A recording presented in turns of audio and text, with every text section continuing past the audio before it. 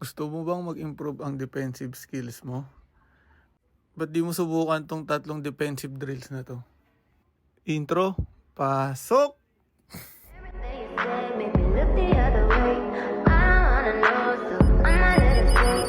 Maybe I got issues, but I love myself. Maybe I got issues, but I love myself.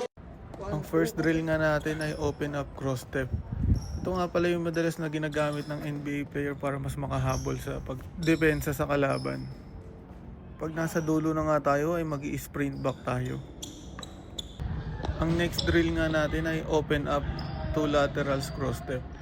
Ito nga pala yung mas madalas na ginagamit pag kakatin natin yung kalaban. Pagtapos natin mag-lateral. Then pag nasa dulo na ulit tayo, sprint back ulit tayo.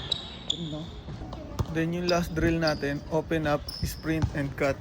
Ito nga pala yung madalas na ginagamit natin pag gusto natin mag-change direction yung kalaban natin. Kung nagustuhan mo itong drills na to, follow for more.